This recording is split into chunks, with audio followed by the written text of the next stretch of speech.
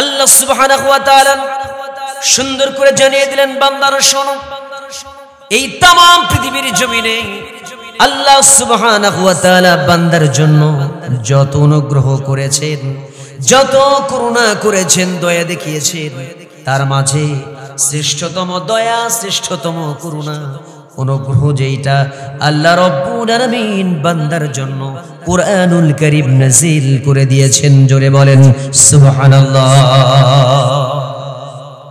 আল্লাহর শ্রেষ্ঠ নিয়ামত এই কুরআনুল কারীম। তাই আল্লাহ সুন্দর করে বলেন, কোরআন পেয়েছে যারা পৃথিবীর জমিনে আনন্দ করবে তারা। আর পৃথিবীর জমিনে বান্দা যা কিছু গচ্ছিত করে রেখে দেয়, পুঞ্জীবিত করে রেখে দেয়, সকল গচ্ছিত পুঞ্জীবিত জিনিসের চাইতে আল্লাহর কোরআনটাই শ্রেষ্ঠ কিতাব। জোরে বলেন সুবহানাল্লাহ। সেই কোরআনুল কারীমটাকে অনুসরণ করতে হবে, সেই কোরআনকে ফলো করতে হবে, সেই কোরআনুল কারীম আমাদের ধরতে হবে। আল্লাহ তাআলা তাই সুন্দর করে জানিয়ে দিচ্ছেন, ওয়া'তাসিমু বিহাবলিল্লাহি জামিআন ওয়া লা তাফাররাকু واذكروا نعمة الله عليكم إذ كنتم أعداء فألف بين قلوبكم فأصبحتم بنعمته إخوانا ওরে বান্দা, ওরে গোলাম, ওয়া'তাসিমু বিহাবলিল্লাহি জামিআন ওয়া লা তাফাররাকু। কোরআনুল কারীমটাকে তোমরা আঁকড়ে ধরো, আল্লাহর রজ্জুটাকে তোমরা আঁকড়ে ধরো, সুদৃঢ়ভাবে ধরো, আর পরস্পর বিচ্ছিন্ন হয়ো না। হাবিলিল্লাহ আই হাবিলিল কোরআন, আল্লাহর কোরআনটাকে ধরো, আল্লাহর রজ্জুটাকে ধরো, তার মানে আল্লাহর কোরআনটাকে ধরো, আর পরস্পর বিচ্ছিন্ন হয়ো না। আল্লাহর নিয়ামতটাকে স্মরণ করো। সেই সময় তোমরা একে অপরের ছিলে শত্রু, তোমাদের অন্তরের ভিতরে মহান রব প্রেমের সঞ্চার করে দিয়েছেন, প্রীতির সঞ্চার করে দিয়েছেন, যাতে করে সেই সময় থেকে শত্রুতা থেকে একে অপরে তোমরা ভাই হয়ে গিয়েছো। জোরে বলেন সুবহানাল্লাহ। সেই কোরআনুল কারীমকে আমাদেরকে ধরতে হবে। যদি পৃথিবীর কোন জনপদের মানুষ কোরআনুল কারীমকে ফলো করে আর কোরআনুল কারীমের বিধানকে অনুসরণ করে, এই পৃথিবীতে আল্লাহর ভয়টা অন্তরে রেখে চলে, আল্লাহ বলেন ওই জনপদের মানুষের জন্য আমি আসমান এবং জমিনের সকল বরকতের দরজাগুলো খুলে দেব। লাফাতাহনা আলাইহিম বারাকাতিম মিনাস সামাই ওয়াল আরদ। জোরে জোরে বলি আল্লাহু আকবার। ওই জনপদের মানুষের জন্য কোনো টেনশন থাকবে না, কোনো চিন্তা থাকবে না, সকল সেক্টরে তারা আরামায়েশের ভিতরে থাকতে পারবে। যখন বাংলাদেশের মানুষ কোরআন ছেড়ে দিয়েছে, ইসলাম ছেড়ে দিয়েছে, ইসলাম থেকে দূরে সরে গেছে, যার কারণে বিগত 16 বছর স্বৈরাচার শাসককে দেশের মানুষের উপরে চাপায় দিয়ে আল্লাহ ইমানদারদের ইমান পরীক্ষা করেছে। কথা বলেন ঠিক কিনা? এই জন্য আল্লামা ইকবাল সুন্দর করে বলেন, ओ ज़माना में मुअज़्ज़ज़ थे हम मुसलमान होकर और तुम खारे हुए तारीक़े कुरआन होकर।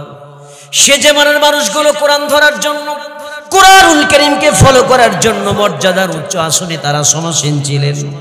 আজকের দিনের মুসলমান কোরআন ছেড়ে দিয়েছে, ইসলাম ছেড়ে দিয়েছে, লাঞ্ছিত, ঘৃণিত, বঞ্চিত, শোষিত জাতিতে তারা পরিণত হয়ে গেছে। কথা বলেন ঠিক কিনা?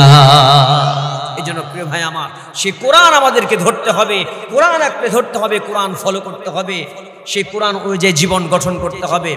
কিন্তু আমরা এই বাংলাদেশে 53 বছর থেকে আমরা দেখেছি 53 বছরের রাজনীতির ইতিহাস, 53 বছরের বাংলাদেশের স্বাধীনতার ইতিহাস হয়তো আমরা চোখে দেখিনি, আমাদের বয়স অনুযায়ী যতটা দেখেছি, অনেক সরকারের পরিবর্তন হয়েছে, অনেক ক্ষমতার পরিবর্তন হয়েছে, কিন্তু এই দেশের মানুষের ভাগ্যের কোনো পরিবর্তন হয় না। فسبحان الذي لا يحصى امتنانه باللسان ولا بالقلم نشهد أن لا إله إلا الله وحده لا شريك له ونشهد أن سيدنا وحبيبنا وطبيبنا ومولانا محمدا عبده ورسوله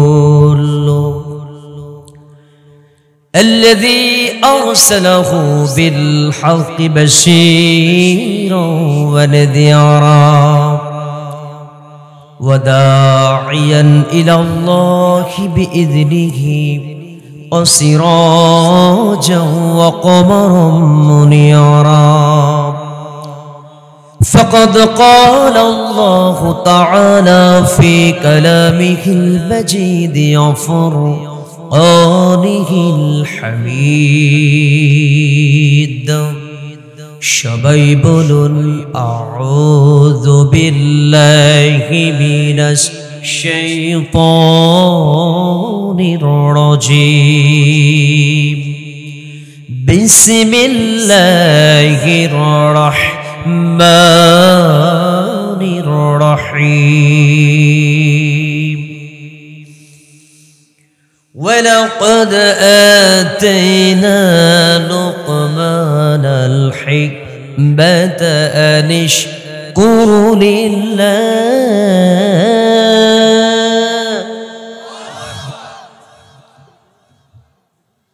ومن يشكر فإنما يشكر لنفسه وما كفر فإن الله غني حميد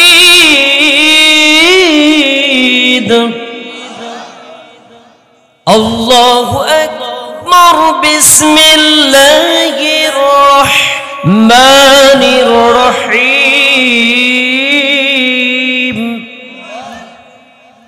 ما كان محمد أبا أحد من رجالكم ولكن رسول الله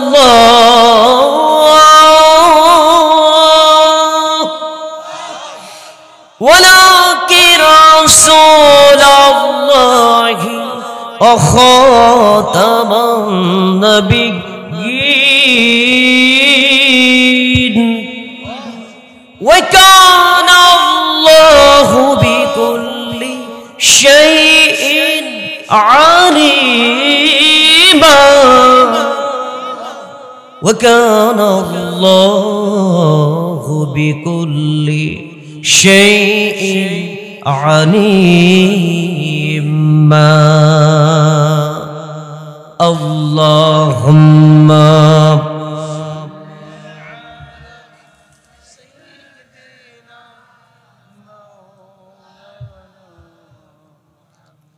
وعلى آل سيدنا مولانا محمد ঈমানের পথে অবিচল থেকে আমার মরণ যেন হয়। সবাই চাল কিনা মন থেকে বলা যাবে না, সবাই বলেন না। ঈমানের পথে অবিচল থেকে আমার মরণ যেন হয়। তোমারই কাছে মিনতি আমার, তোমারই কাছে মিনতি আমার। ও গো মহিয়ান, ঈমানের পথে অবিচল থেকে আমার মরণ যেন হয়। আল্লাহুম্মা সাইয়্যিদিনা মাওলানা মুহাম্মদ ওয়া আলা আলিহি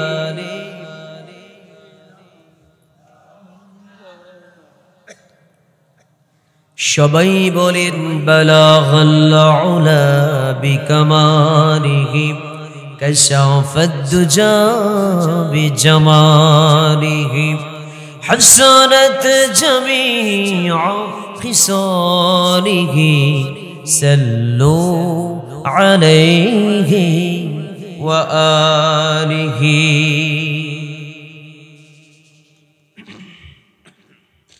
বাংলাদেশের অন্যতম জেলা শহর সিরাজগঞ্জ জেলার বেলকুচি থানার অন্তর্গত চালা উত্তরপাড়া বাইতুল ফালাহ জামে মসজিদের উন্নয়ন কল্পে আয়োজিত বাৎসরিক ওয়াজ মাহফিল 12তম অধিবেশন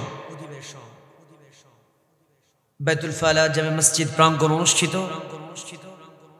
আজকের মাহফিলের মাননীয় অনারেবল প্রেসিডেন্ট শ্রদ্ধেয় জনাব সভাপতির আসনকে যিনি অলঙ্কৃত করেছেন জনাব হাজী মোহাম্মদ জহুরুল ইসলাম সাহেব, বিশিষ্ট ব্যবসায়ী চালা। দোয়া করছি প্রাণ খুলে সম্মানিত সভাপতি সাহেবকে আল্লাহ যেন দ্বীনের জন্য কোরআনের খেদমতে কবুল আর মঞ্জুর করেন, বলি আমিন।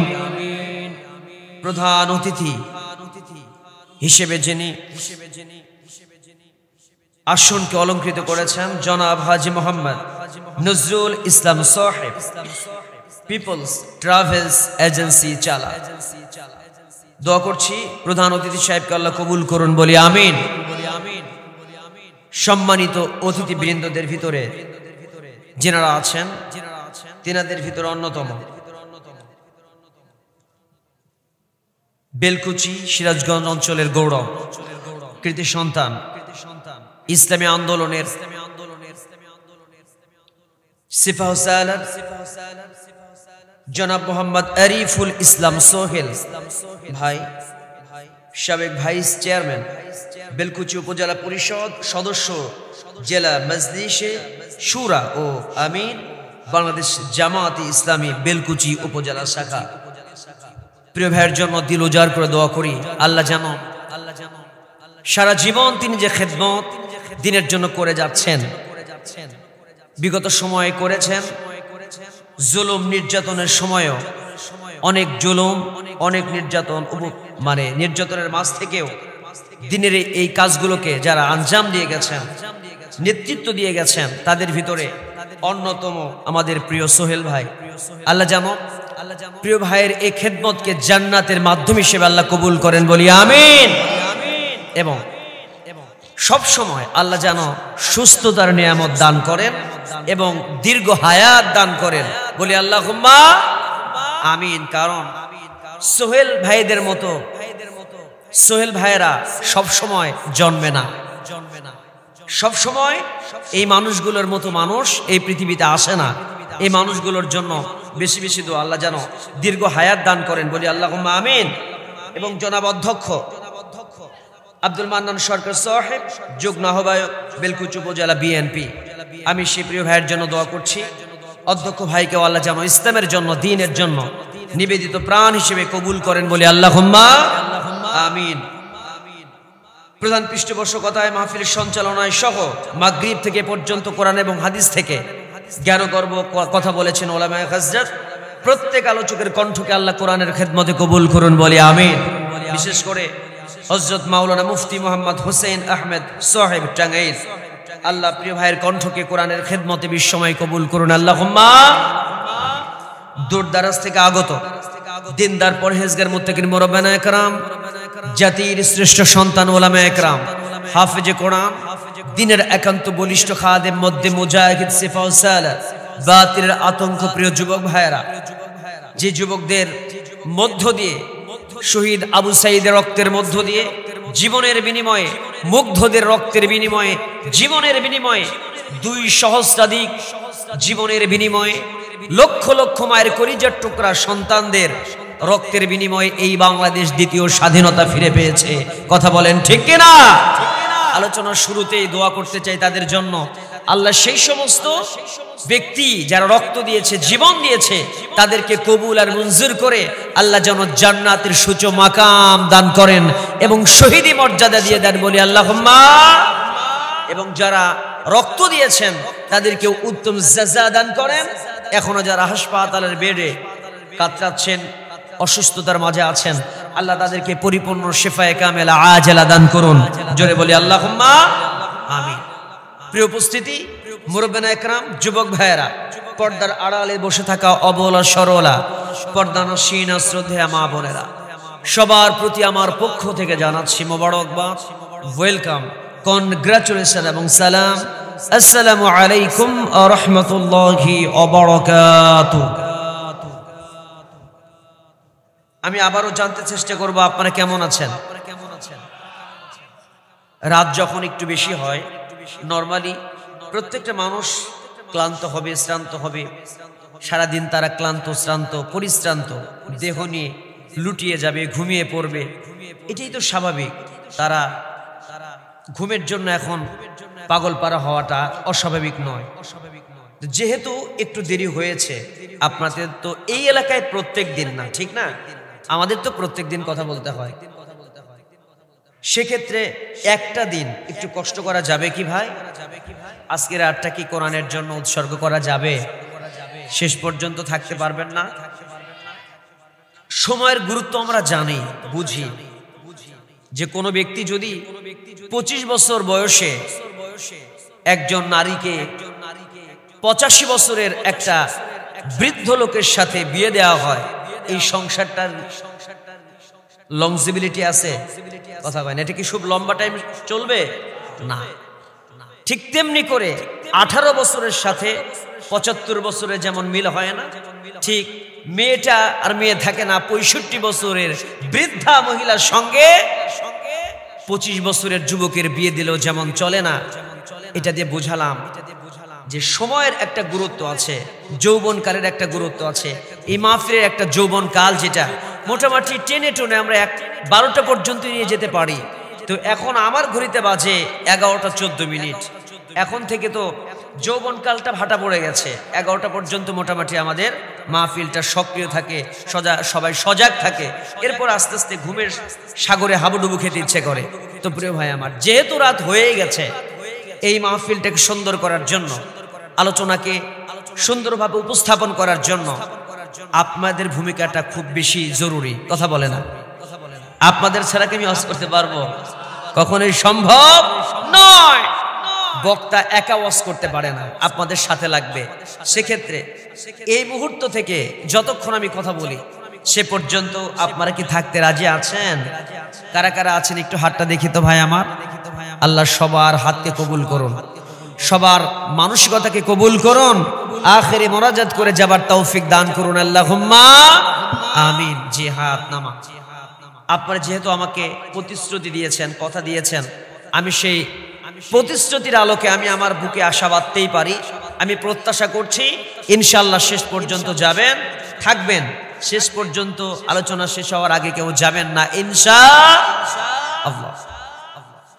আমরা আলোচনা করব আজকে, বেশি ভূমিকা নেওয়ার সুযোগ নেই, সরাসরি আলোচনায় চলে যাব। আপনারা দেখতে পাচ্ছেন যে কুরআনুল কারীমের একটি সূরা থেকে আমি একটা আয়াত কারিমা তেলাওয়াত করেছি। এই আয়াতের আলোকে আরো কিছু আয়াত সম্পৃক্ত হয়ে একটা আলোচনা আজকে উপস্থাপন করব। তার আগে আমি আপনাদেরকে বলতে চাই, আমি কোন কিতাব থেকে কথা বলবো বলেন তো?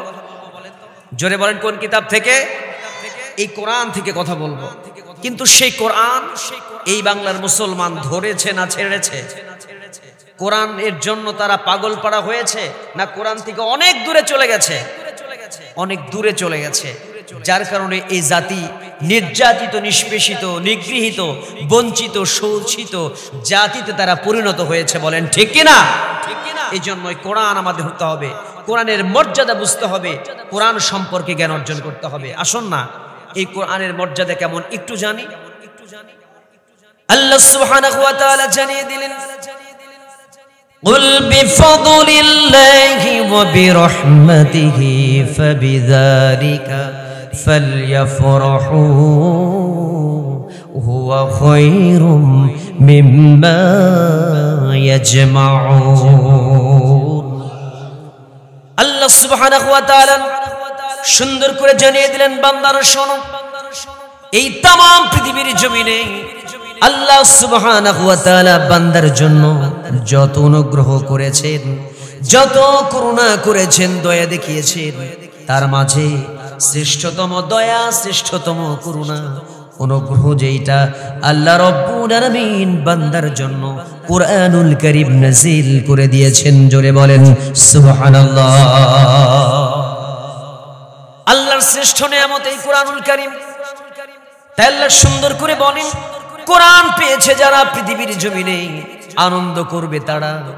আর পৃথিবীর জমিনে বান্দা যা কিছু গচ্ছিত করে রেখে দেয়, পুঞ্জীবিত করে রেখে দেয়, সকল গচ্ছিত পুঞ্জীবিত জিনিসের চাইতে আল্লাহর কোরআনটাই শ্রেষ্ঠ কিতাব। জোরে বলেন সুবহানাল্লাহ। সেই কোরআনুল কারীমটাকে অনুসরণ করতে হবে, সেই কোরআনকে ফলো করতে হবে, সেই কোরআনুল কারীম আমাদের ধরতে হবে। আল্লাহ তাআলা তাই সুন্দর করে জানিয়ে দিচ্ছেন, ওয়া'তাসিমু বিহাবলিল্লাহি জামিআন ওয়া লা তাফাররাকু ওয়াযকুরু নি'মাতাল্লাহি আলাইকুম ইয কুনতুম أعداء فألف بين قلوبكم فأصبحتم بنعمته إخوانا ওরে বান্দা, ওরে গোলাম, ওয়া'তাসিমু বিহাবলিল্লাহি জামিআন ওয়া লা তাফাররাকু। কোরআনুল কারীমটাকে তোমরা আঁকড়ে ধরো, আল্লাহর রজ্জুটাকে তোমরা আঁকড়ে ধরো, সুদৃঢ়ভাবে ধরো, আর পরস্পর বিচ্ছিন্ন হয়ো না। হাবিলিল্লাহ আই হাবিলিল কোরআন, আল্লাহর কোরআনটাকে ধরো, আল্লাহর রজ্জুটাকে ধরো, তার মানে আল্লাহর কোরআনটাকে ধরো, আর পরস্পর বিচ্ছিন্ন হয়ো না। আল্লাহর নিয়ামতটাকে স্মরণ করো। সেই সময় তোমরা একে অপরের ছিলে শত্রু, তোমাদের অন্তরের ভিতরে মহান রব প্রেমের সঞ্চার করে দিয়েছেন, প্রীতির সঞ্চার করে দিয়েছেন, যাতে করে সেই সময় থেকে শত্রুতা থেকে একে অপরে তোমরা ভাই হয়ে গিয়েছো। জোরে বলেন সুবহানাল্লাহ। সেই কোরআনুল কারীমকে আমাদেরকে ধরতে হবে। যদি পৃথিবীর কোন জনপদের মানুষ কোরআনুল কারীমকে ফলো করে আর কোরআনুল কারীমের বিধানকে অনুসরণ করে, এই পৃথিবীতে আল্লাহর ভয়টা অন্তরে রেখে চলে, আল্লাহ বলেন ওই জনপদের মানুষের জন্য আমি আসমান এবং জমিনের সকল বরকতের দরজাগুলো খুলে দেব। লাফাতাহনা আলাইহিম বারাকাতিম মিনাস সামাই ওয়াল আরদ। জোরে জোরে বলি আল্লাহু আকবার। ওই জনপদের মানুষের জন্য কোনো টেনশন থাকবে না, কোনো চিন্তা থাকবে না, সকল সেক্টরে তারা আরামায়েশের ভিতরে থাকতে পারবে। যখন বাংলাদেশের মানুষ কোরআন ছেড়ে দিয়েছে, ইসলাম ছেড়ে দিয়েছে, ইসলাম থেকে দূরে সরে গেছে, যার কারণে বিগত 16 বছর স্বৈরাচার শাসককে দেশের মানুষের উপরে চাপায়া দিয়ে আল্লাহ ইমানদারদের ইমান পরীক্ষা করেছে। কথা বলেন ঠিক কিনা? এই জন্য আল্লামা ইকবাল সুন্দর করে বলেন, ओ ज़माना में मुअज़्ज़ज़ थे हम मुसलमान होकर और तुम खारे हुए तारीक़े कुरआन होकर। সে জামানার মানুষগুলো কোরআন ধরার জন্য, কোরআনুল কারীমকে ফলো করার জন্য মর্যাদার উচ্চ আসনে তারা সমাসীন ছিলেন। আজকের দিনের মুসলমান কোরআন ছেড়ে দিয়েছে, ইসলাম ছেড়ে দিয়েছে, লাঞ্ছিত, ঘৃণিত, বঞ্চিত, শোষিত জাতিতে তারা পরিণত হয়ে গেছে। কথা বলেন ঠিক কিনা? এই জন্য প্রিয় ভাই আমার, সেই কোরআন আমাদেরকে ধরতে হবে, কোরআন আঁকড়ে ধরতে হবে, কোরআন ফলো করতে হবে, সেই কোরআন অনুযায়ী জীবন গঠন করতে হবে। কিন্তু আমরা এই বাংলাদেশে 53 বছর থেকে আমরা দেখেছি 53 বছরের রাজনীতির ইতিহাস, 53 বছরের বাংলাদেশের স্বাধীনতার ইতিহাস হয়তো আমরা চোখে দেখিনি, আমাদের বয়স অনুযায়ী যতটা দেখেছি, অনেক সরকারের পরিবর্তন হয়েছে, অনেক ক্ষমতার পরিবর্তন হয়েছে, কিন্তু এই দেশের মানুষের ভাগ্যের কোনো পরিবর্তন হয় না।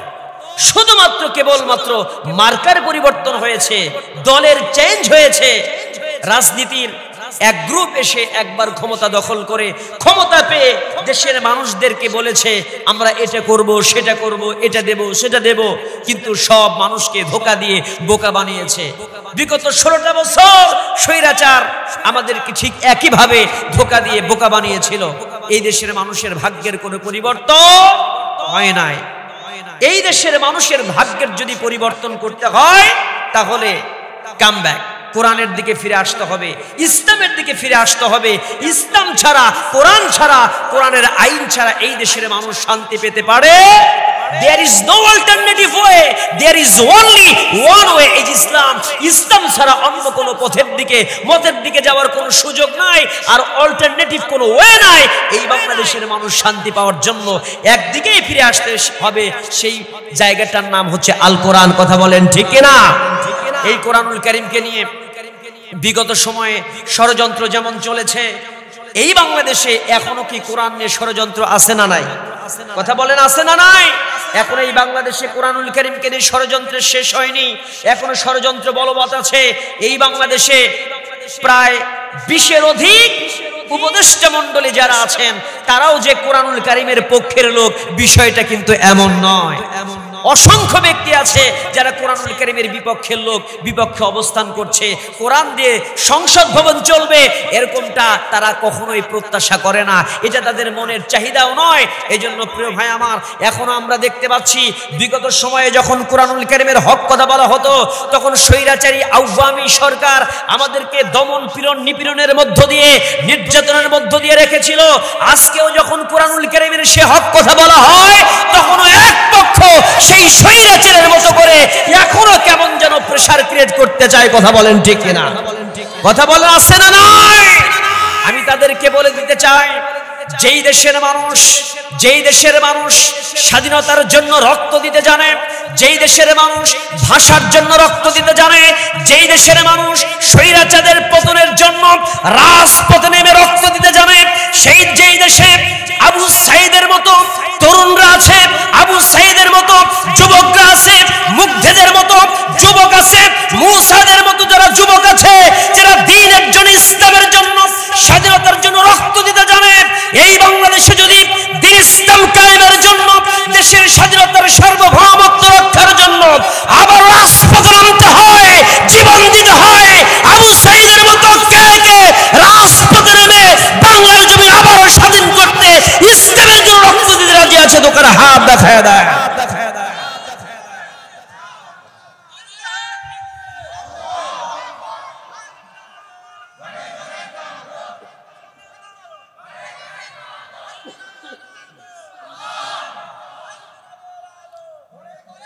জোরে বলছি আল্লাহুম্মা আমিন, জোরে বলেন আলহামদুলিল্লাহ। আল্লাহ সবাইকে কবুল করুক। প্রিয় ভাই আমার, আমি বরাবরের মতোই কিছু হক কথা বলা মানুষ, সেই হক কথা বলতে গিয়ে এই বেলকুচিতেও আমি কিন্তু বাধাগ্রস্ত হয়েছিলাম।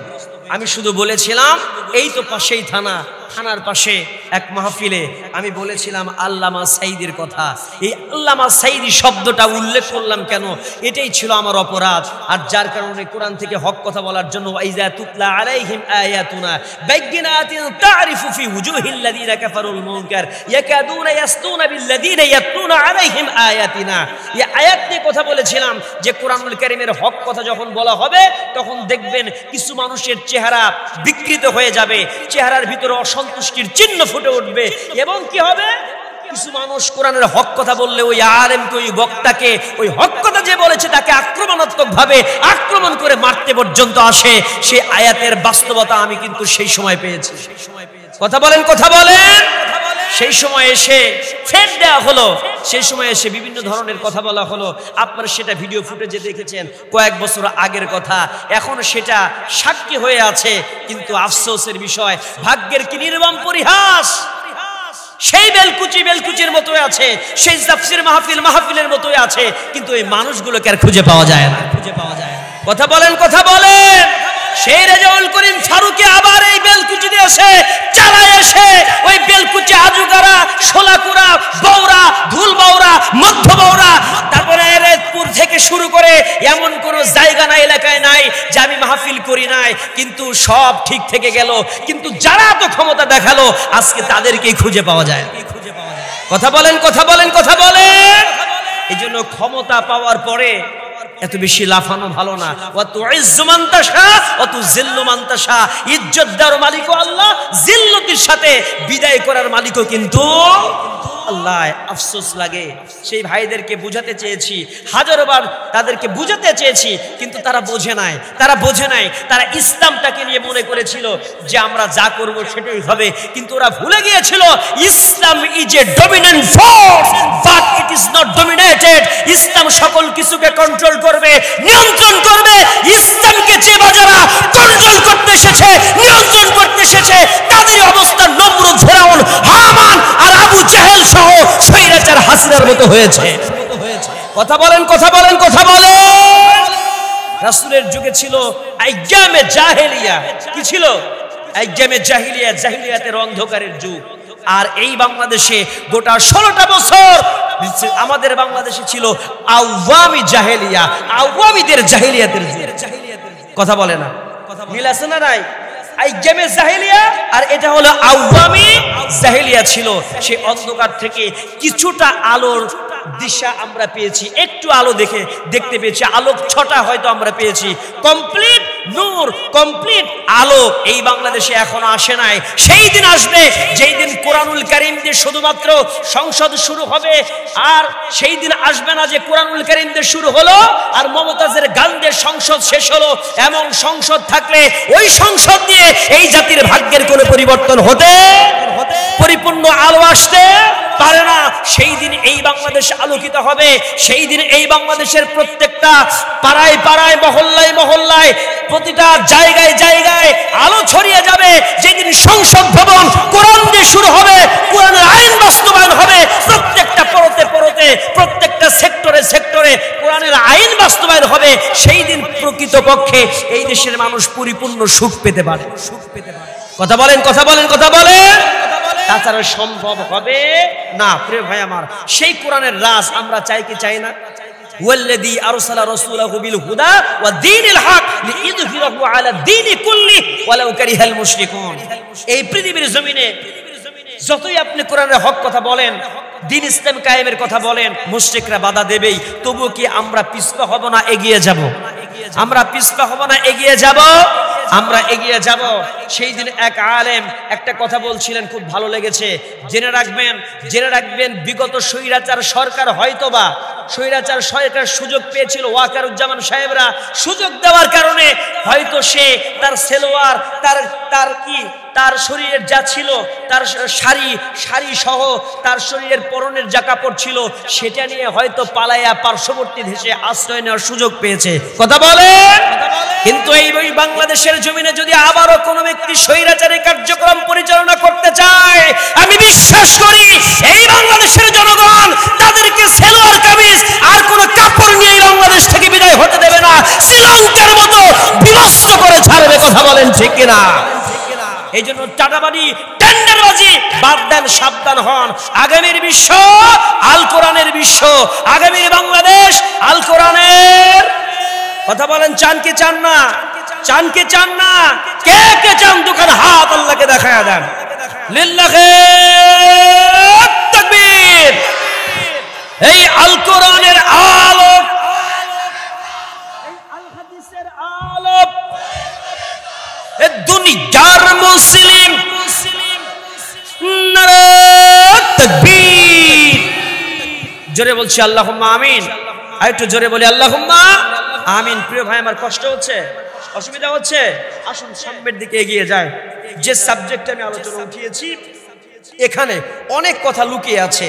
যে কথা আমি এভাবে উপস্থাপন করতে চাই প্রিয় ভাই আমার, সেটা হলো এই বাংলাদেশের জমিনে দেশটাকে সুন্দর করার জন্য আপনি একাকী চিন্তা করলে, চেষ্টা করলে কখনো পাবেন না।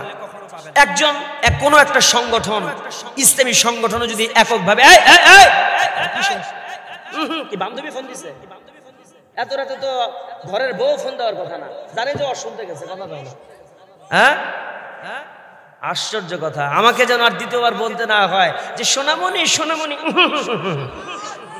নতুন নতুন। হ্যাঁ, আমার যেন এটা বলতে না হয়। আর মুরব্বীরা তো আগে রেডি, মুরব্বী কথা কয় না।